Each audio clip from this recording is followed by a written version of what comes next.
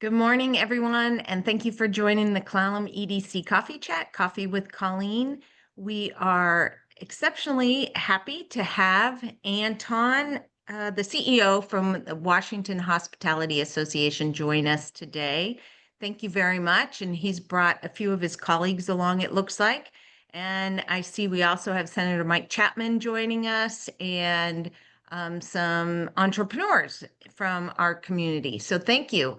A few housekeeping items before we kick it off. If you'll keep yourself on mute, so we don't pick up any inadvertent background noise, I'd appreciate that. And also, if you have any questions, we like to keep this fairly interactive. So either raise your hand and either Mitch or I will call on you. I have to depart at 8:35 and Mitch will take over at that point. Alternatively, if you'd rather one of the two of us ask the question, we will put your question in the chat and we'll go ahead and ask it. So with that, Anton, please take it away. I appreciate you joining us. Well, thank you so much for having me, Anthony Anton, Washington Oh, Hospitality Association. No, there's no way for you sorry to know about that, that. Colleen. She didn't mispronounce my name. Greeks misspelled it.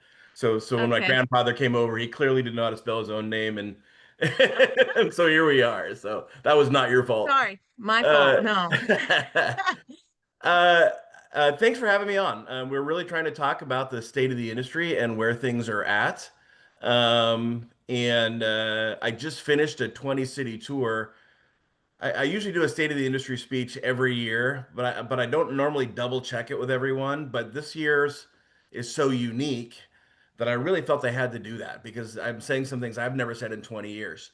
And so I wanted to make sure that what I was seeing in the data was reflected in what operators are feeling. And it came back in over 95% of the operators I met with, over 300 operators across 20 cities. What you're seeing is really what they're feeling across the state. And so I'd love to walk through that, and I'd love to take any questions about where we're at. I think we all believe that hospitality is a key part of our communities in the industry and what makes up a sense of community. And we'll go from there. If you have questions specifically on the way, raise your hand. But short of that, we'll try to get through the whole thing and go from there. I'm gonna hit this. Let's see. Can everyone see my slides? Yep. There you go. Okay. Looks So great. I've been with the association since '95, and this is the one of the first years I'm really saying some of these negative things. I think the hospitality industry is always a challenge.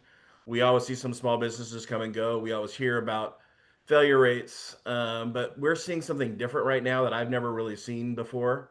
And that's why we're kind of declaring the hospitality business model broken in Washington State. Um, and that's a dramatic statement, which is why I was really careful before making it and checking with a lot of folks. And let's see, there we go. This image, which looks right out of Get Smart, for those who remember the Get Smart TV show from when you were kids, it's really kind of what I'm hearing from a lot of operators of what they're feeling. That the walls are closing in on all sides. On the left side, we're feeling higher costs in every area, and that pressure has become more and more extreme as we've moved forward. Uh, well, higher prices happen. If you look at 20-year economic cycles, or even 10-year economic cycles, higher prices happen. What's so different about now? Well, normally higher prices kind of follow some good times, and then we have some reserves or some margin to play with as we adjust for higher costs. But if you look at the right side, you can see that pretty much our industry was during COVID, our margins got wiped out, our nest eggs got wiped out. There is no money to play with. So we're dealing with higher costs, and we can't just simply dip into a nest egg or some higher margins to make a difference. And we're going to talk more about that. So if I have no margin to play with or no extra cash to play with, and I'm dealing with higher costs, well, then go to some tried and true changes. And then the challenge we're having right now is all of the historical changes operators make during tough times have already been made. And so all the obvious things we know how to do, maybe drop a shift, maybe not hire a hostess, maybe close earlier in the evening. All those ones that we know how to do that are simple have been made, and yet what you're going to see in a minute is um, we're still struggling. And then, as a last resort, raise prices maybe more than we want to. And we did that in 22 and 23, but what we saw in 24 was a major pushback from consumers on higher prices. Um, and and most operators I talked to really felt that dramatic impact, that they're trying to raise prices to reflect their costs because they had no margins and they had already made all the changes that they felt like they knew how to make. And the customers really pushed back on the higher prices. And so this is that box that, as I went across the state, everyone feels like this is the trap that they're in, and how do they make through it. Just to give you a little bit of background, and I'm going to use the restaurant model because it's one of the simpler ones to understand. It applies to other areas. If you grew up in the industry, I actually grew up in the industry in Puyallup. My dad had a family restaurant in the Puyallup area, and he taught me about this. And then I went on to work for the Hospitality Association, and I found out that he was not full of it. He was actually accurate. The restaurant dollar, historically, if you went to WSU and took the hospitality course, is a third food, a third labor, 30% everything else, and about a 4% margin. That all changed in 1998, when Oregon and Washington broke away from the other 48 states and had to establish a new business model. And that business model came about 36% labor, 31% food, about 30% everything else, and about a 3% margin. So in that time frame, restaurants actually came about 25% less profitable than they were, or than the national average. But it's hard to say that it didn't work, because the number of restaurants grew in Washington. After a couple of years, the failure rate stabilized, and generally, this new model carried us for about 20 years. Um, I'm setting this up because of the next slide. We know this information from Deloitte and Touche. They're one of the big four accounting firms. And every few years, they collect thousands of P&Ls from restaurants across the country, including Washington, and present the new information. Last summer, they released their first post-COVID restaurant dollar, which sets this up. And Washington is down to 1.5% net margin. That's 60% lower than the national average, which is really a dramatic impact and just simply not survivable. I give this presentation a lot, and in one of the first few presentations I get, this very nice pastor came up to me and said, "Help me understand what a net margin is. What does that mean?" And that's really the money left over when you pay all your bills. And so, to help give that context, your average restaurant had about $1.1 million in sales in 2023. And on a 1.5% margin, their income was $16,500. So they're putting all their life savings and 60 hours a week into a restaurant, trying to make it work. And there's really not the margin there to survive.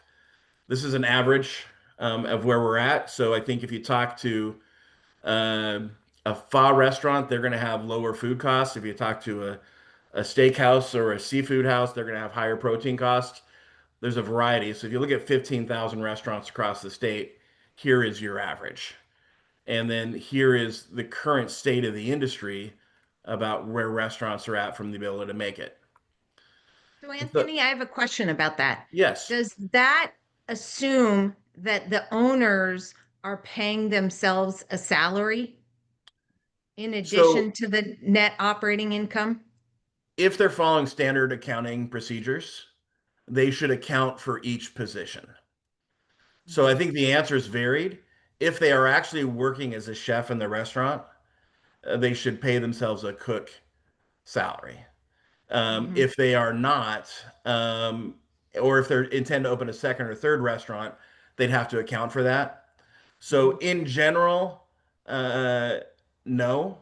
But in cases where they are working a position in lieu of an employee, if they're following accounting procedures, they should account for the that employee's salary that they would have otherwise paid someone else in what they're doing. But don't they normally have a position of manager for the general manager for a restaurant? So again, And if they fill that role, it's going to depend on the restaurant, and it's going to depend on the function. And okay. so the answer is varied. So it's certainly, I mean, if you put $1 million or something of your life savings into a business and you're only making $16,000 on that investment, that's a horrible return. That's why where we've seen this dramatic reduction from here to Uh-huh. here. Yep. And that's why we're really trying to raise the alarm bells and make people aware the industry is going to have to make change. This is Yep. simply, to your point, we can't do it as we've been doing it. We're going to have to be different than we've been. And we're going to have to be Yeah. different than the rest of the country, and we're going to have to function differently. Yeah, they could just sell their business and then invest that money into the stock market and make 7, 8, 9, 10% returns is what historically we people have been seeing there. So yeah, it doesn't, I mean, but my question though, I just want to be clear, No, it's if fair. someone could be paying themselves a salary though, in addition to the 16,500. Yeah, if they're following accounting procedures, Yep. and if they're working as a cook in their restaurant, right, they probably should Hmm. be paying themselves $25 an hour, or depending on the type of restaurant, $30 an hour. And then Hmm. that 45, $50,000 should reflect in the P&L. That way, if Yep. they were to show it to others to buy it or to get a Yep. loan, they're reflecting that cook's salary. Right, right. Okay, Uh, thank you. so that's why more and more people are feeling like in Washington, uh, is it feasible here? And as I talk to operators across the state, they're just they're really challenged due to the high cost in Washington State of where they go from here. It's not just restaurants; it's also lodging. These are 2024 numbers, and occupancy rates continue to be behind 2019. We track 8 tourism regions across the state in the way we track the data. And really, outside of a couple of areas that we consider like escape areas, so like rural Eastern Washington, we're seeing still dramatic numbers down from pre-COVID numbers. The other thing I always try to talk to, because I'll get a call from a city council person or someone else and said, "Hey, our sales numbers are in, and we're up 3 to 4% this year." And while that is normally good news, if your sales are not above inflation, so if in some of these years we just experienced, so like 2024, inflation was up 9%, if your sales are only up 3, you're not ahead. And so for most areas, when you adjust for inflation, um, you'll see that there's just a lot of pink across Washington.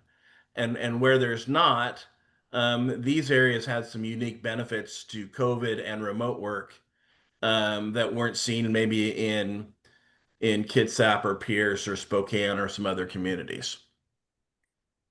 So sales of hotels, what does that indicate to you? That the hotel operators are not doing well, so they are selling, or Oh, what? I'm sorry, hotel sales like customer sales. Oh, If that's okay. confusing. I'm sorry, I understand what you're saying. It's not selling Okay. the hotel, it's selling the rooms within the hotel. Okay, got it. Thank you. Thank you for clarifying. Sorry I said that in a confusing manner. These are some of the real costs that hotels are feeling. Um, uh, the cost to remodel rooms, which are often required by most hotels, when you see that brand of Best Western or Marriott or Residence Inn, those are usually owned by franchisees, and they usually have required room repair and remodel costs. Those costs are up 50%. Insurance from a lot of these properties is up over 40%. You can just look at all these costs, and the costs that they're experiencing are just up dramatically. Now, what's really interesting is if you look at the US, hotels track their average daily rate, which just consider that the average cost of a hotel room. And so their average daily rate in a hotel from 2019 to 2024 in the US went up about 22.5%, almost exactly what inflation went up. In Washington, it went up, the average ADR went up 12%. And so when they're experiencing all these cost increases, just like an elevator, everything you seem to buy, if you're on the bottom floor, it's going up. But what they're able to charge has not been able to keep up with what they're experiencing on their costs. So operator So, after operator that I talk to um, is feeling this. Uh, I'm paying all these bills, and yet I can't charge what I need to charge because of customer resistance to keep up. Did you have a question, Colleen? yeah, I did. Average daily rate again. Can you say a little bit more about that? Average Yeah. daily rate So it's that they're charging? over a time period, let's say a month or a quarter or a year, their average daily rate. They might charge more on a weekend if they're a resort property, and they might charge less on a Tuesday. And so the Mhm. average daily rate is their average daily room rental Okay, across the system. got So it. let's pretend on a weekend it might be 240, but on a Tuesday it might be 120. Okay. You add up the 7 days, and for the week their ADR might be 160. Yep. Okay, got it. Thank you for that clarification. No, it's I get caught up in the acronyms. Debbie trained me on all this, so I really have to be careful. Workers are paying the price. We're seeing fewer workers in the industry. These are the end of 2024 numbers because this was my state of the industry as of the end of 2024. But the reduction in lodging workers has actually even increased further than this since then. But in the statewide, the number of hotel workers is down 10%. In Seattle, it's down 17. As of last month, I think the number is we're down 23% of the number of hotel workers. So we're seeing an impact as we have higher costs and we can't afford to pay the bills. We're seeing fewer workers. Mhm. So when I talk about this smaller box, that's all those things that we're talking about is every time we turn around, another cost has gone up. We've done all the tricks of the trades that you do during a normal economic cycle to adapt, and we're kind of out of them. We're out of cash and margin to play with, and customers are pushing back on every price increase we have. Because at some point, there's only so much they're willing to pay for a burger and fries, um, or whatever we're selling. And so we're really struggling with this. Um, a couple of the evidence numbers in Seattle, the number of restaurants per capita has dropped 12%. The number of, this was a really interesting stat to us. ESD is usually one of the more reliable statistical numbers because you kind of have to pay your quarterly payroll, which means you pay your unemployment insurance taxes. So they tell us how many hotels are paying, which gives an indication of how many hotels are open. The number of hotels last year that did drop 15%. That number actually surprised us enough that we're doing a head count to verify it to make sure there's not sure some kind of glitch in the system, but it appears to be tracking, and we're almost complete with our head count that number of hotels has dropped in Washington. So that's Employment Security Department, which is a Yes, division of the state. They said that the number of hotels in the state dropped by 15% in 2024. yes. Is that correct? Okay. The number of hotels, this is what they actually said, that paid unemployment insurance taxes dropped by 15%. So it Functionally, could, okay, it could be that owners laid off their employees and then said, we just have to run this ourselves. Our family needs to run this. Is if that you were a if that potential? would if you were a two-person Airbnb or Yeah, not Airbnb, a two-person B&B, you might have laid off your. That's why we're doing a head count to verify got it. this. If Okay. you were a two-employee B&B and you laid off your one employee, then you would be reflective in this drop. Most Got it. lodging properties are more than two, three employees, so it's Okay. unlikely they would have dropped down to zero. Yeah. Okay. So, and the other option is they closed. They closed, they sold, they took offers from the cities to turn their hotels into other properties, but they moved on. Okay.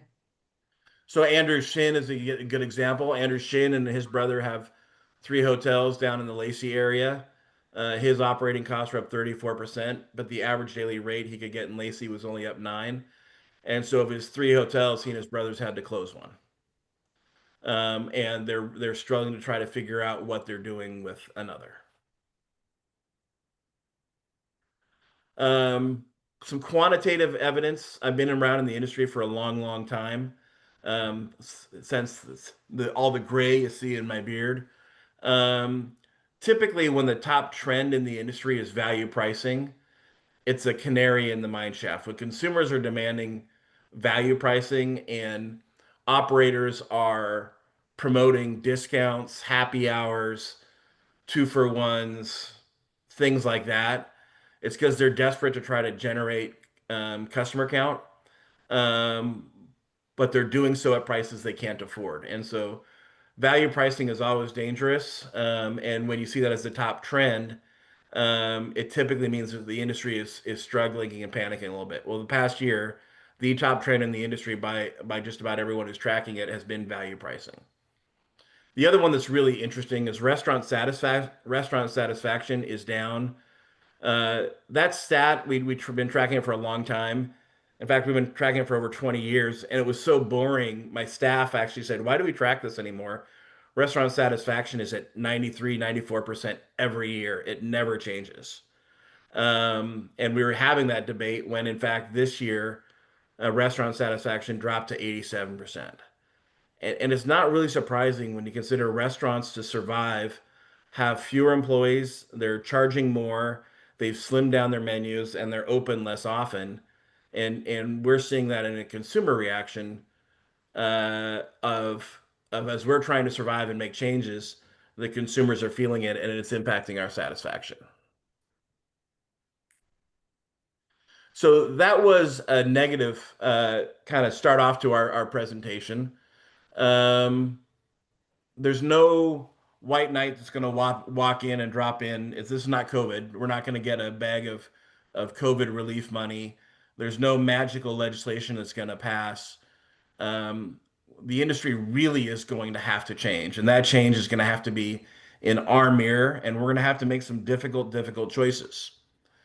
And so, just about every operator that I'm talking to is trying to figure out how to reduce about 30,000 in cost per million in sales per unit, or increase sales about 80,000 per million per unit. And operators are scrambling to try to recover that unsustainable current margin rate on how to make this happen. I want to be an optimist. Our industry has always been a challenging one, and we've always been creative. I mean, think of all the creative things you've seen in hotels and restaurants and what they do to offer to our community. Um, we're looking for options. We're scrambling for options. I want to say that we're going to find them, and maybe we move away from your traditional server and we do more counter ordering, or maybe rather than having one front desk agent or two desk agents, we have one, and other people are trained to be backups. Maybe you'll see more QR code ordering, where rather than having a server, you have more of a busser and you scan the QR code when you come in and place your order on your phone. Maybe there's more service charges. All these are maybes because none of these are proven. But I think what you're seeing from operators is we need new ideas. We have to, the model that my dad ran a restaurant with is no longer going to work. We're going to have to be change who we are, change how we function, and that time is now. And so I was just in a meeting in Spokane, and the entire conversation was, "What are you trying? How are you trying? Is that working? How do we do business differently?" So for the industry can survive. And there's a real sense of urgency because of the margins we're feeling to make that happen. So Anthony, do you get any feedback from your members about feeling gouged by certain industry sectors? Like, is the insurance industry just taking advantage of this and just, charging up the gazoo? Or is it that it's all uh, based on the economics of our country's current situation? Well, we're seeing the margins we're seeing in Washington are different than what Deloitte and Touche is reporting in the rest of the country. So, so Washington is sticking out um, different than national averages, different than any other state. And so there's something unique about Washington that is impacting that differently than what you might be seeing in Michigan or New York or I don't know, name your other state. So there is something different in Washington. I think everyone is experiencing cost increases, and restaurants are typically the end. Restaurants and hotels were kind of the end of the line before we turn around and sell them to you. And so if all the different things we have increased, then that causes a cost increase. Or the hotels, right? When I showed that elevator button, and how everyone has been impacted. Mhm. So, Uh, I do Anthony, think we have we some are. questions in the chat. If we Oh could yeah, get go to ahead. some of those. Paul asked, what has been the impact of Airbnbs and self-rentals on the traditional lodging industry?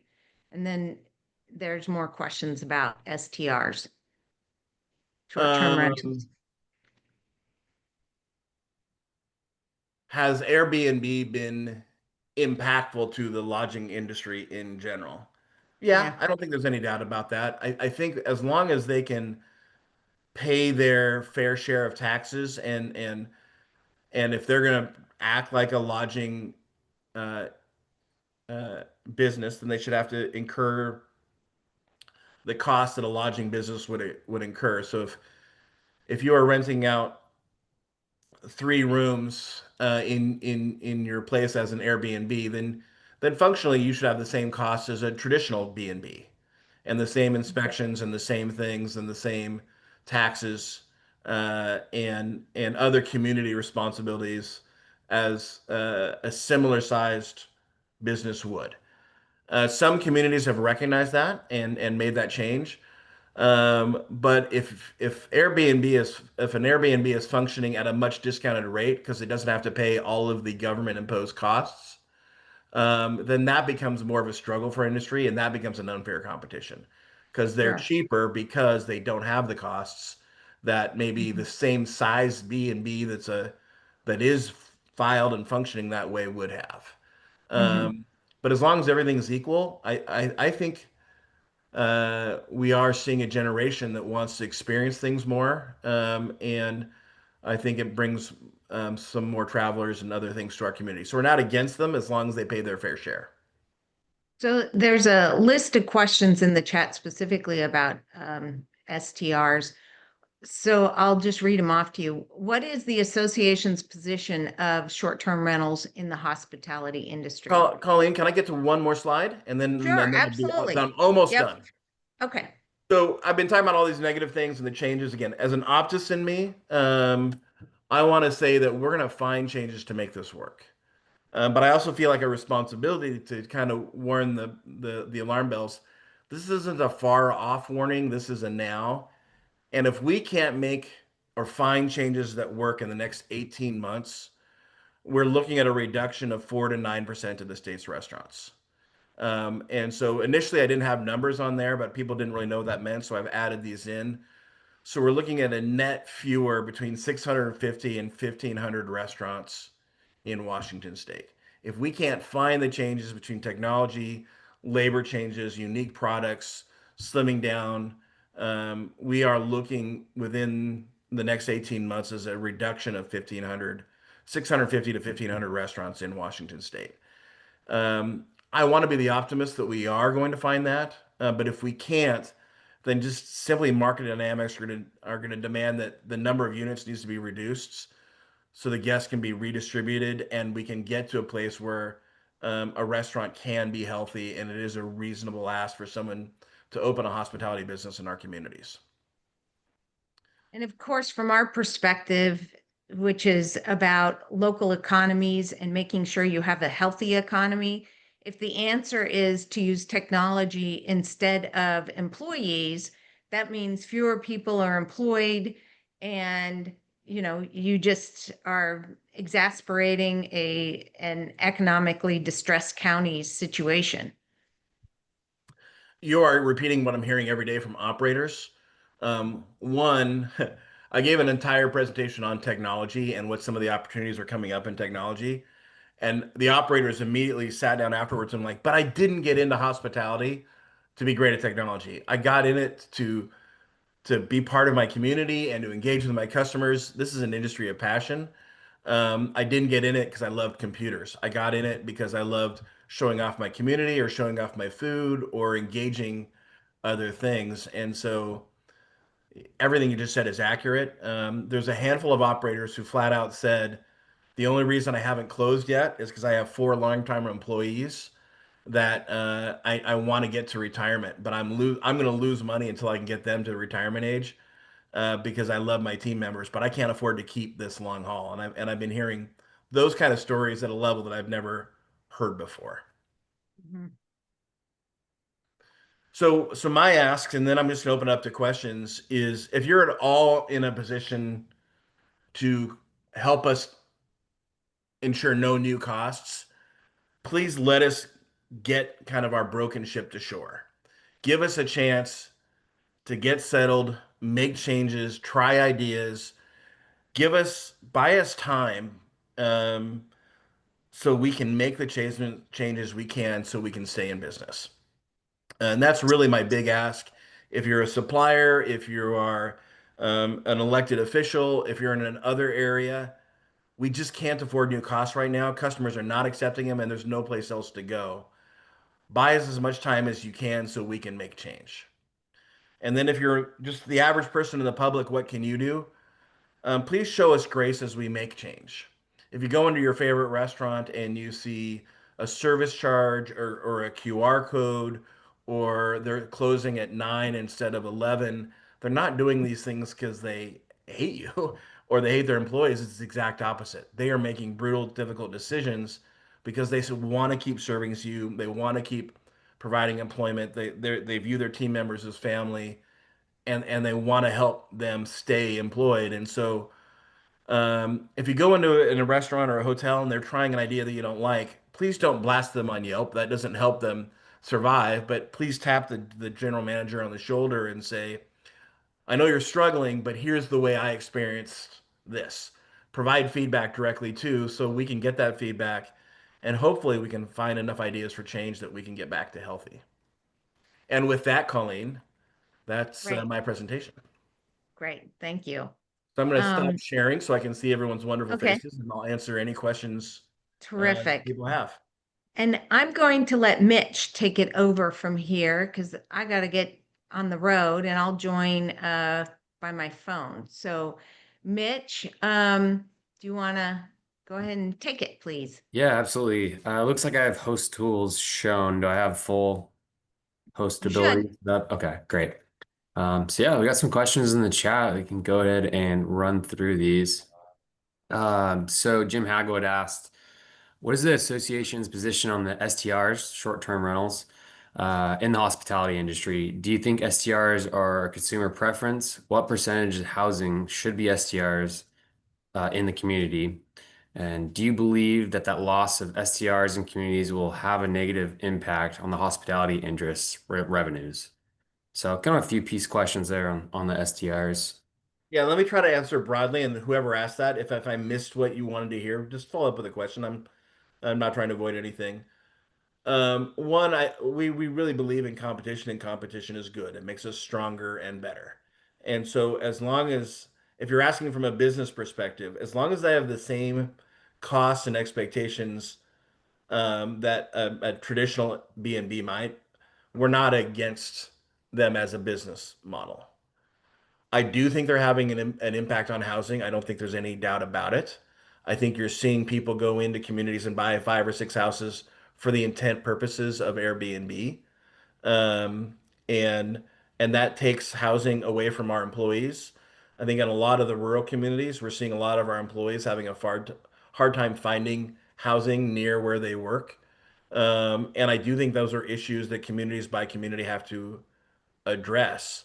of what they're going to allow. And there's some law flexibility to figure out what you allow in different communities from an Airbnb perspective. But I don't think every community is the same. I think some have a more dramatic impact on housing than others. So I think this is the right issue to address on a community level, because the statewide level, there's just every community is so different. And so I would understand why a community might look at it from a housing perspective. But if you're asking at me from a business perspective, I believe competition's good. Competition makes us stronger as long as the rules are the same. Did I answer all those questions, Mitch, or did I miss any within that? I think you got him. Jim can chime in if not, but Yep, thank yeah, you. good to go. Cool. Stephen had just a comment. It looks like actually the city of Port Angeles charges an Airbnb more for a local license than a hotel for 100 rooms. So kind of goes back to that paying their fair share. It sounds like the city of Port Angeles does that for that business license. Could be. I'm not familiar with Port Angeles law on that, Yeah, so yeah, could well be. I just yeah. don't know. Yeah, yeah, just a comment.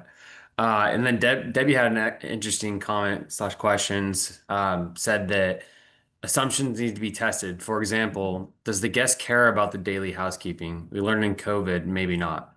Many hotels have changed that model altogether. That is a two-edged sword, as of 3 days of trash, etc., makes the room cleaning more difficult and more time consuming. How do we retrain the guest behavior? So this is kind of like the reframing the behavior of the actual the customer, like reframing that mindset. Is that something we can do? Well, let me just start with, as we try ideas, we have to be aware that these are the tried and true ideas have all been tested, and we're running with things right now that we would normally only do for 6 months, but we're now kind of making them longer term because we're not healthy yet. And so now we're trying things that are not tested. And I think Debbie's point's right on the money. Buying technology doesn't mean that technology is going to work, or that your team members, your employees are going to know how to use them and adapt them well, and that your guests are going to accept them. Some service changes that you would make, to Debbie's points, daily room cleaning. I think, do we need to do that? How does that work? We don't have 5, 6, 7 years of experience with this. So that's one of these scary things that operators are doing. They need to make change, but there's no proof that the change they're made is going to work. And how do we share these ideas? How do we talk, among operators about, did you try this? What did it work? What did your summertime guests say versus your business guests who might have only stayed 2 days and moved on? And so I think Debbie's right on the money. Uh, we know we need to change. I think the scary thing is the change, we don't know which ones are going to play out. And that's why it makes this really scary. Got it. I just had a question about, so you mentioned in 1998, everything kind of changed, and there's probably a few factors, and you may have mentioned them, but labor costs obviously was one of them. Like what was the big shift in 98? Could you dive into that a little bit more? It was the first major increase of a minimum wage outside of market. Got So it. typically the minimum wages before that jumped, but basically to market level. So they had impact, but their impact wasn't model changing. It was just change. 1998 was the first one that raised wages above market, and so people had to adjust to be above market. Got it. Not trying to be political, just more economic to fact-based stuff. Makes sense. Okay. Yeah, one of the other changes, if I can jump in here, guys and gals, is I don't know if that happened in 98, but it's sometime shortly after that. I moved here from Texas in 2009, and I used to be an operator, restaurant operator in the 80s in Seattle. Was that we became one of the few states that changed the minimum wage for our servers in the industry that were pegged with their tip wages as well, where they just started ignoring tips in this state. So if I've got a server that's grossing $25,000 a year, a full-time server, on payroll, that same server is actually making over $60,000 a year. And In tips alone. yeah, in in tips alone. And it's just outstanding to me in a negative way that the state doesn't recognize that as real wages, because my servers make effectively $45 to $60 an hour, depending on how good they are. Certainly not 1666. So anyway, Michael's right. We're one of just 6 states that do not recognize tips as income. That actually happened in 1988, when the Supreme Court ruled that the initiative did not allow for us to recognize tips. But then when we started getting those increases above market, you really started to see that lack of recognition of tips impact us. For example, I got a call from a diner in Lacey, so not an urban area where you'd expect really high prices, and a diner, not a steakhouse. And he asked me to come out and look at his W-2s. So I went out and visited with him, and we went through all his W-2s, right, which show how much income you've reported in tips. And all of his servers that averaged more than 30 hours a week all made six figures in 2024. And I think for a lot of people, just that idea is mind warping. But for an operator, when you increase the minimum wage, you don't recognize tips as wages. It's the server who we love and we're proud that they're making good income who's getting the increase, and not the cook or the other folks who don't directly receive tips, who might be in more of a dire need of an increase. And that's the struggle with equity in the industry that not recognizing tips creates.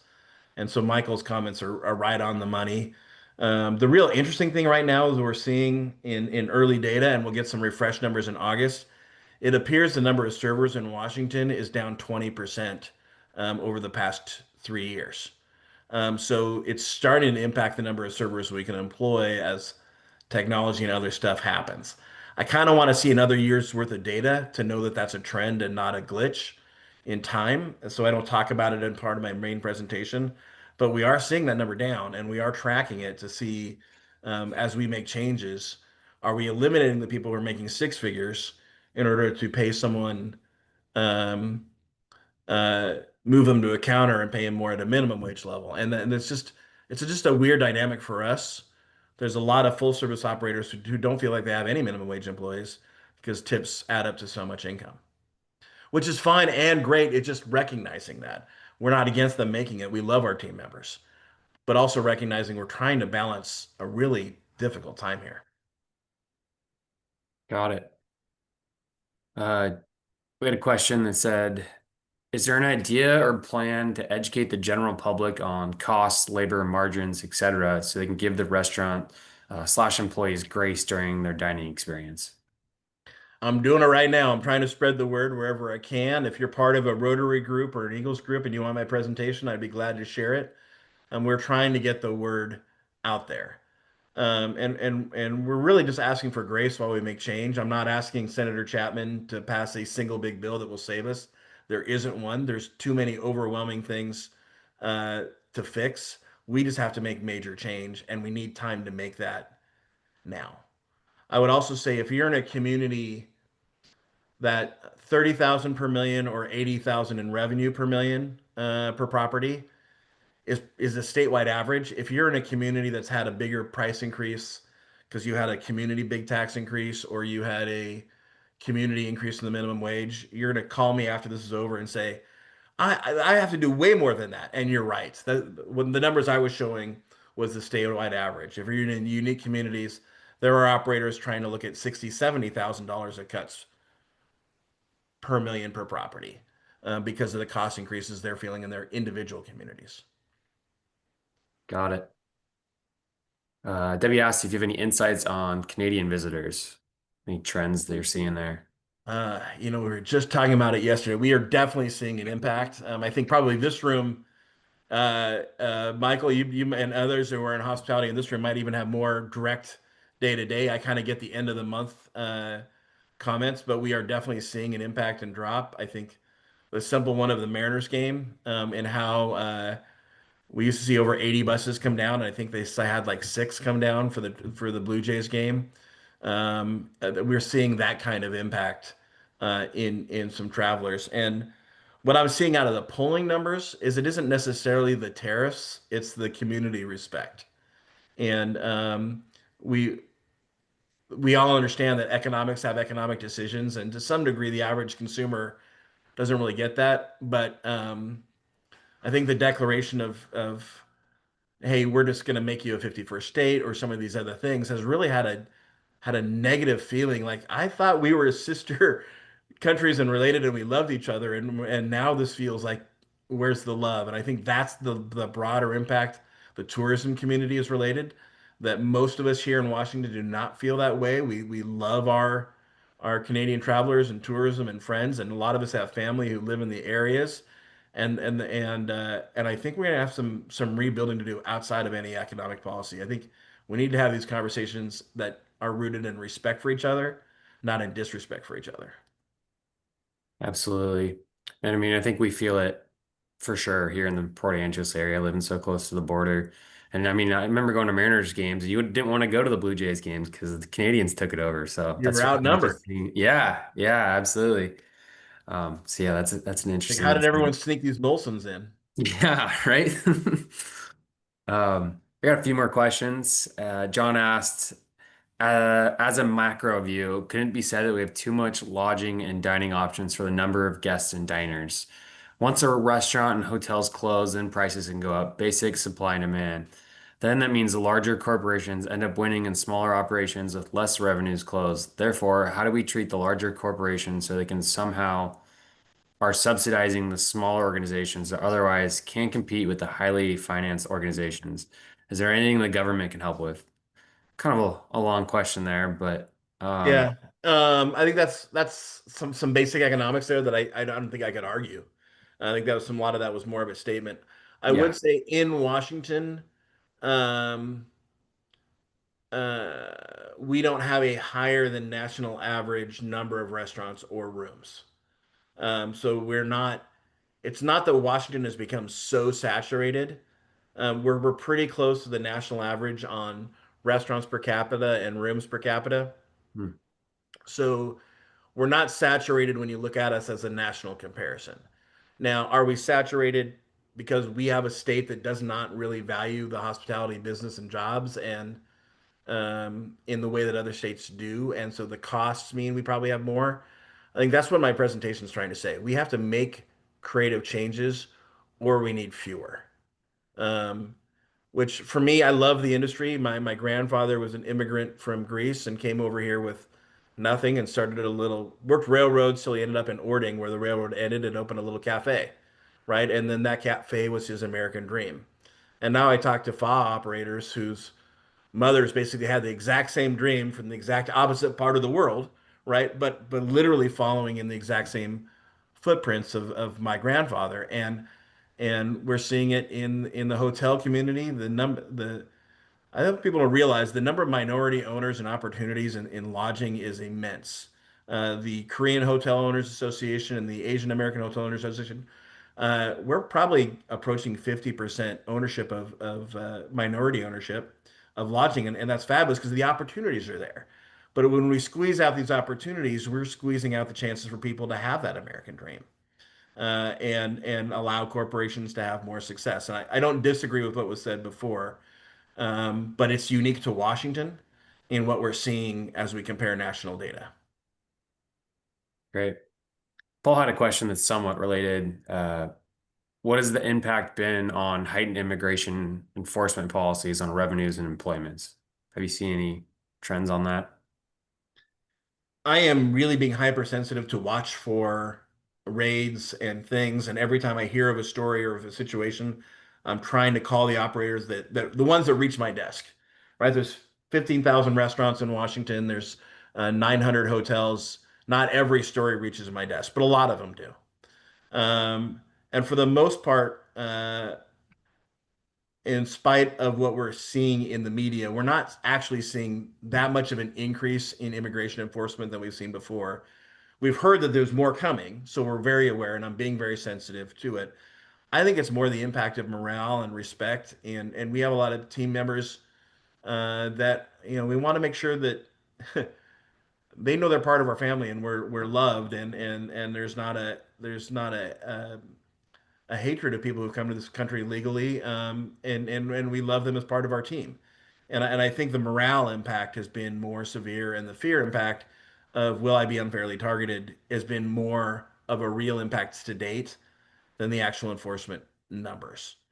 But I am keeping an eye on it. It doesn't mean that can't change. We read 2 weeks ago that the quote unquote quotas were not being hit. And so if all of a sudden there are things that are pursued in that changes that could change on a dime. Got it. Got it. Looks like Steven's got his hand raised for Yeah. a question. Go ahead, Steven. Hi, Anthony. I just want to provide you a little bit of context here. I'm actually the president of a lodging association here in Port Angeles that focused on short-term rental regulations. So I've got a lot of context. There's about 200, Oh, great. 300 people in our group, and I pay attention to a lot of the local economy and tourism industry here. First, I would just tell you that, every area is very different. Port Angeles, for example, hasn't built a hotel in more than 20 years. We're at the gateway to Olympic National Park, if you will. And most of our hotels have actually deteriorated to being 2-star. And so the rise of short-term rentals were actually really just demanded by the consumer out there. And in fact, in an inflationary environment, a lot of people just want to cook their own meal. STRs have actually ended up being maybe even a cheaper solution when you have a family or you're traveling with groups. I would tell you that from an ADR perspective, it is interesting that the inflation is very real. You talked about it in labor and food, but property taxes and insurance are certainly massive as well. I was talking to Danya, who used to run Red Lion for us, and she was sharing with me the occupancy rates were relatively the same to if not down, but the revenues were up because of higher ADR. So it does turn out that it's the inflation being passed on that is driving the revenue growth. Just so you know, lodging taxes for the city of Port Angeles were up about 3% or so, 4% last year. But if we are seeing higher nightly rates, and I see it with all my STR community, we're effectively down in the number of paid nights. So we are starting to see that pressure. And in fact, I think lodging taxes are going to be down 10 to 15% for Port Angeles this year because of our tightened regulations on short-term rentals, in addition to the broader macro economy. On Canada, I just let you know that we have a ferry over to Victoria. My wife's there today, as a matter of fact. Blackball sailings down about 15% or so year on year. I know, reading some of the data on car traffic, not just for Blackball, but crossing from Canada into the U.S. in the month of April was down 50% year on year. But there's also some mixed data points. We just had our big marathon event, and believe it or not, the Canadians showed up. On the other side, our Wanda Fuka Festival, the Canadians didn't show up. So we're getting a lot of mixed data points out there. Finally, the last bit of color I would talk to you about on kind of new business models. Like Travis Kalanick, the guy who founded Uber, is now driving a new venture called Cloud Kitchens. And so this whole drive towards off-premise orders is really probably the newer business model that you're seeing with all these new Gen Xers wanting to really order offline. Take advantage of various promotions, whether it's buy one, get one free, or off-peak ordering, or cash discounts. But that just seems like that's kind of the new secular trends that people are trying to do to fight the inflation. I think that's. I don't think I would disagree with much of any of that. Thank you for sharing. Sure. Just a few more minutes and a few more questions. I think these will be quick ones. Pat asked if you're noticing a shift towards all digital payments in most restaurants. She just came back from a trip in the Midwest. I've never seen so many properties that don't take cash. Well, I think for the last decade, we've been at a point where the sales are, and lodging, I would be surprised if it's not nearly 100% cash. And in restaurants, we're certainly in that 97, 98% cash relation. And so there's a point of keeping cash on premise when almost none of your sales has to do with it. Doesn't make sense anymore. Are you opening yourself to crime, putting your employees at risk if people think there's cash on the property, because the average person thinks we're a cash business? And so sometimes, we had an employee, a counter person in Covington beaten because there wasn't enough cash in the register when the robber went to steal it. because they assumed there'd be a lot of cash in there, but they did almost all credit card business that night. So, she got beaten for about $100. And I think we're at a point where the public isn't using cash like they used to, and very few people are. So for our industry, I understand why people would go cashless. It's just that's the reality of what we're seeing from our consumers, keeping it on hand, counting cash at the end of the night when you've maybe only had two cash sales, and exposing the risk you have in today's world. It's a little more violent, to versus putting a sign on the door and say we take no cash, which is a big crime preventer and keeps our employees safe. I get the movement, and that's more consumer driven than otherwise. Uh, Now, as far as digital payment, meaning uh, other forms of payment, I think that's early. I think people are a little bit nervous about it. And so when you look at some ideas of Bitcoin or other things and how might that work, we are aware those trends are coming, but I don't think you're seeing a lot of mass adoption at this point. And more of those new digital payments. I think there's certainly a trend, and I'm not saying they're not something to pay attention to, but it's still early where we're not seeing a lot of those. Got it. Thank you. Last question. Seth asks, is demand for hotel stay in Washington up or down the last couple of years? Yeah. Down. Well, let's compare it to what? Right. I'm going to talk statewide, and then I'm going to talk time periods. So you go back to 2019, when the last time something was considered normal, just about everywhere it's down. There are communities that are unique to that.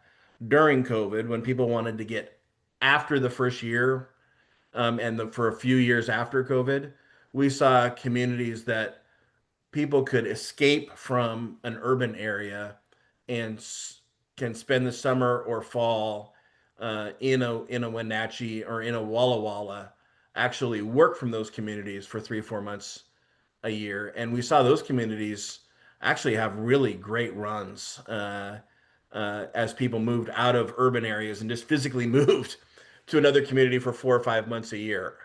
And I think virtual work has allowed people to move to what most people consider nicer areas as far as more space, closer to nature, other stuff, more affordable. And so there's been a virtual impact to tourism and lodging, and extended stays that maybe we haven't seen before. But those communities have come back down in 24 and 25 than what they did in 22 and 23. So while it's up compared to 2019, it's come back down since then. Uh, I think I love DMOs, but they always crack me up. The glass is always half full, period, no matter what.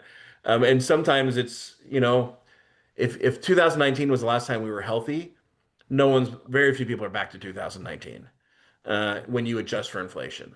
But are they up 25 over 24? I think Seattle just had a big press release where they talked about, hey, things are up. And that's true from 25 to 24, but not true at all by big numbers when you go back to the last time we were healthy. Got So it. that would be the way I would phrase that question. Got it. Yeah, all relative at the end of the day. Makes sense. All right. Well, thank you for joining us, Anthony. It was a great presentation from the Washington Hospitality Association. Great info. You can see the chat. Everybody's saying the same thing as me. So we appreciate your time today. This will be recorded or is recorded, and we'll put it up on our website later today. So feel free to send it to anyone. But we really appreciate your time and hope to hear again from you soon.